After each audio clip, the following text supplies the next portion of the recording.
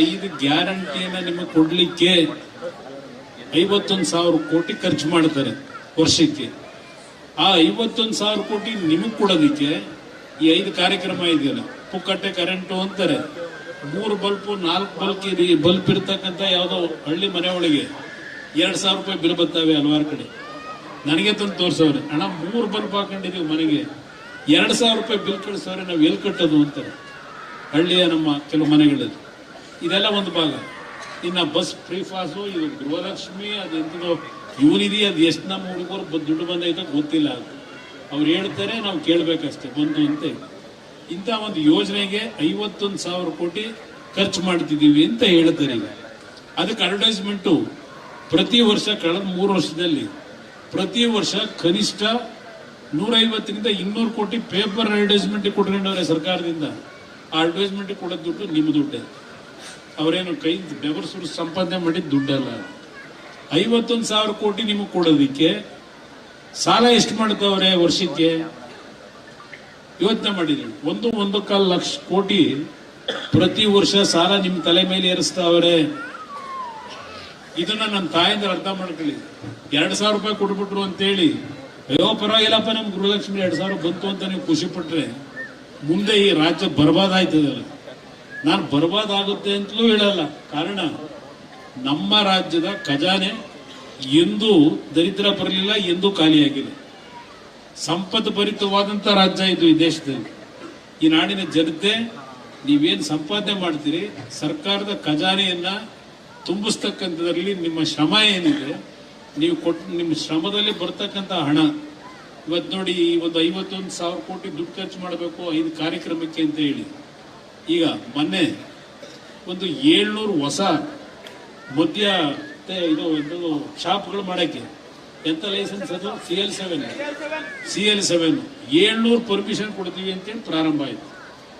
ಈಗಾಗಲೇ ಮೊನ್ನೆ ಯಾರೋ ಅಧಿಕಾರಿಗಳು ಒಂದು CL7ಗೆ 2.5 ಕೋಟಿ ರೂಪಾಯಿ ಲಂಚ ಕೇಳ್ತಾರೆ ಅಂದ್ರೆ ಪರಿಸ್ಥಿತಿ ಎಲ್ಲಿಗೆ ಬಂದಿದೆ ಲೆಕ್ಕ ಮಾಡಿ, ಯೋಚನೆ ಮಾಡಿದ್ವಿ. ಇವತ್ತು ಅದು ಒಂದು ಭಾಗ. 700 ಲೈಸೆನ್ಸ್ಗೆ ಇವರಿಗೆ 2.5 ಕೋಟಿ ಕೊಡೋದಾದ್ರೆ ಆ ಲೈಸೆನ್ಸ್ ತಗೋತದಲ್ಲ ಮಹಾನ್ ಭಾವ, ಅವನಿಗೆ ಸಂಪಾದನೆ ಎಷ್ಟಿರ್ಬೋದು? ಸರ್ಕಾರದ ಖಜಾನೆಗೆ ತುಂಬಿಸ್ತಾ ಇರೋ ನೀವು ದುಡ್ಡನ್ನ. ಈ ಸರ್ಕಾರ ಬಂದ್ಮೇಲೆ ಎಷ್ಟು ಬಾರಿ ಈ ಕ್ವಾರ್ಟರ್ ಬಾಟ್ಲ್ಗಳದ್ದು ಬೆಲೆ ಜಾಸ್ತಿ ಮಾಡಿದ್ರು? 3 ಬಾರಿ ಜಾಸ್ತಿ ಮಾಡೋದು. ಈಗ ವಿದ್ಯುತ್ ಶಕ್ತಿ ಬೆಲೆ ಅದೆಷ್ಟು ಬಾರಿ ಮಾಡಿದ್ರು? ಈಗ ಮತ್ತೀಗ ಏಪ್ರಿಲ್ಗೆ ಮತ್ತೀಗ ವಿದ್ಯುತ್ ಶಕ್ತಿ ಬೆಲೆ ಜಾಸ್ತಿ ಮಾಡಬೇಕು ಅಂತ ಹೊರಟರು. ಆಮೇಲೆ ನಿಮ್ಮ ರಿಜಿಸ್ಟ್ರೇಷನ್ ಫೀ ಮತ್ತೆ ಹೇಳ್ತಾ ಹೋದ್ರೆ ಹಲವಾರು ವಿಷಯ ಹೇಳ್ಬೋದು. ಇಷ್ಟೆಲ್ಲ ಮಾಡಿ ನಿಮ್ಮ ಜೋಬಿಗೆ ಕೈಯಾಗಿ ದುಡ್ಡು ಕಿತ್ಕೊತಾವ್ರೆ. 51,000 ಕೋಟಿ ಕೊಟ್ಟು 51,000 ಕೋಟಿ ಕೊಟ್ಟು ಅಂತಾರೆ. ಈ ರೀತಿ ಸರ್ಕಾರ ನಡೆಸೋದಾದ್ರೆ ನನಗೇನಾದ್ರೂ ನೀವು ಅಧಿಕಾರ ಕೊಟ್ಟರು 10,000 ರೂಪಾಯಿ ಕೊಡ್ತೀನಿ ತಿಂಗಳಿಗೆ ನನ್ನ ತಾಯಿಂದ. ಏನು ದೊಡ್ಡ ವಿಷಯ ಅಲ್ಲ. ಇವತ್ತು ನಮಗೆ ಬೇಕಾಗಿರೋದು ಹಲವಾರು ಕುಟುಂಬಗಳ ಮಕ್ಕಳ ವಿದ್ಯಾಭ್ಯಾಸ, ಶಿಕ್ಷಣ, ಒಂದು ಉಚಿತವಾದಂಥ ಶಿಕ್ಷಣ. ನಮ್ಮ ಮಕ್ಕಳಿಗೆ ಇಂಗ್ಲಿಷು ಮತ್ತು ಕನ್ನಡ ಮೀಡಿಯಂ ಶಾಲೆಗಳಾಗಬೇಕು. ಹೇಳ್ತಾನೆ ಅವರೇ, ನಾವು ಪಬ್ಲಿಕ್ ಶಾಲೆ 2,000 ಕೊಡ್ತೀವಿ, ಪಬ್ಲಿಕ್ ಶಾಲೆ 2,000 ಮಾಡ್ತೀವಿ, 15,000 ಟೀಚರ್ ನೇಮಕ ಮಾಡ್ತೀವಿ 3 ವರ್ಷದಿಂದ ಹೇಳ್ತಾನೆ ಅವರೇ. ಎಷ್ಟು ಜನ ಟೀಚರ್ಗಳು ತಗೊಂಡವ್ರೆ ಸರ್ ಈ 3 ವರ್ಷದಲ್ಲಿ? ನಾವು 56,000 ಜನಕ್ಕೆ ಅಪಾಯಿಂಟ್ಮೆಂಟ್ ಕೊಟ್ಟೆ. ನಾನು ಇದ್ದಂತ 20 ತಿಂಗಳಲ್ಲಿ ಬಿಜೆಪಿ ನಾವು ಸರ್ಕಾರ ಮಾಡಿಸ್ಕೊತಾರೆ. 56,000 ಕುಟುಂಬದ ನಮ್ಮ ಹೆಣ್ಣು ಮಕ್ಕಳು ಮತ್ತು ಯುವಕರಿಗೆ ಕೆಲಸ ಕೊಟ್ಟಿದ್ದೀವಿ. ಅದಷ್ಟೇ ಅಲ್ಲ, ಎಷ್ಟು ಕಾಲೇಜುಗಳು, ಸಬ್ಸ್ಟೇಷನ್ಗಳು, ಅವೆಲ್ಲ ನಾನು ಡೀಟೇಲ್ ಹೇಳಲಿಕ್ಕೆ ಹೋಗೋದಿಲ್ಲ. ನೀವೇನು ನಾವೀಗ ಬಂದಾಗ ಬಹಳ ಪ್ರೀತಿಯಿಂದ ಬರಮಾಡ್ಕೊಂಡಿದ್ದೀರಿ.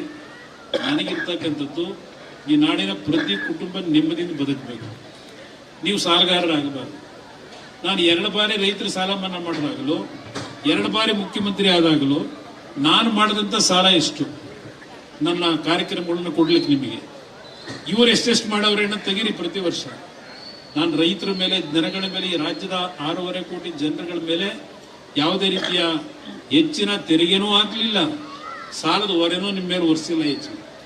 ಮೊದಲನೇ ಬಾರಿ ಮುಖ್ಯಮಂತ್ರಿ ಆದಾಗ ಮೊದಲನೇ ವರ್ಷ 300 ಕೋಟಿ ನಾನು ಸಾಲ ಮಾಡಿದ್ದೆ. 300 ಕೋಟಿ ಅಷ್ಟೇ ಸಾಲ. ಕೆಲವು ರಾಜಕೀಯದ ಬೆಳವಣಿಗೆ ಒಳಗೆ ಮೊದಲನೇ ಬಾರಿ ಶಾಸಕನಾಗಿ 25 ತಿಂಗಳು ಮುಖ್ಯಮಂತ್ರಿ ಆಗಬೇಕಂತ ಒಂದು ಅವಕಾಶ ದೊರಕಿತು.